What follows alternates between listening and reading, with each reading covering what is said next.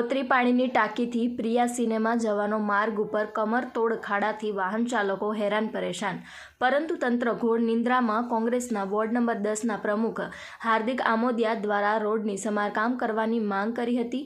જો આ રોડ નહીં બનાવવામાં આવે તો આંદોલન કરવાની ચીમકી પણ આપી છે. વોર્ડ નંબર 10ના વિસ્તારમાં ગોત્રી પાણીની ટાંકીથી પ્રિયા સિનેમા જવાનો માર્ગ એકદમ ખસ્તા હાલત છે, જેને લઈને વાહન ચાલકોની ગાડીઓ પંચર કે બગડવાનો ચાન્સીસ વધારે છે અને અકસ્માત પણ થાય છે. બાજુમાં સ્કૂલ પણ આવેલી છે. રોડ પર પડેલા ખાડાના કારણે કેટલાક અકસ્માતો સર્જાતા હોય છે, જેને લઈને મહાનગરપાલિકા તેના પર ધ્યાન આપીને રોડની સમારકામ કરવાની માંગ કોંગ્રેસ પ્રમુખ હાર્દિક આમોદિયા દ્વારા કરવામાં આવી હતી.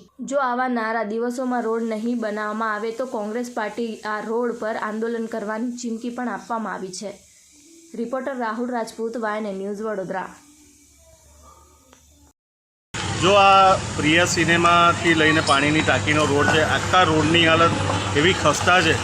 આ એવું લાગે છે સ્પેસ ટેકનોલોજીથી બન્યા હોય એવા રોડની આ હાલત અને આ દુર્દશા દેખાય છે. કારણ કે લોકો ટેક્સ ભરે છે, 5-5 વર્ષ ટેક્સ ભર્યા પછી બી આજે રોડની હાલત આજ 2 વરસાદ પડતા આખો રોડ ધોવાઈ ગયો છે. તો આ સ્પષ્ટ દેખાઈ આવે છે કે રોડ કોન્ટ્રાક્ટરની મિલીભગત હોય, કોન્ટ્રાક્ટરોની અને કોર્પોરેટરોની મિલીભગત એવું સ્પષ્ટ દેખાઈ આવે છે. અને કોર્પોરેશનની ચૂંટણી હમણાં હાલમાં જ ગઈ છે, તો આજે એ કોર્પોરેટરે સ્થળ પર નિરીક્ષણ કરવું જોઈએ અને તાત્કાલિક ધોરણે એનો નિકાલ લાવવો જોઈએ. કારણ કે આ ઉંમરલાયક વ્યક્તિ હોય કે કોઈ બી નાના બાળક બોલતા હોય, અહીંયા ગાયત્રી વિદ્યાલય સ્કૂલ બી આવેલી, કોઈ અકસ્માત થશે એના જવાબદાર વોર્ડના અધિકારીઓ હશે અને જે તે કોર્પોરેટર હશે. કારણ કે જો તમને વોટ આપ્યા છે તો આજે તમારે સ્થળ પર જઈને નિરીક્ષણ કરી તાત્કાલિક ધોરણે આ રોડનું સમારકામ થવું જોઈએ. જો આ નહીં થાય તો કોંગ્રેસ પાર્ટી દ્વારા વોર્ડ નંબર 10 દ્વારા અમે સ્પષ્ટ માગણી કરીએ છીએ. અમે ટૂંક સમયમાં આંદોલન કરીશું.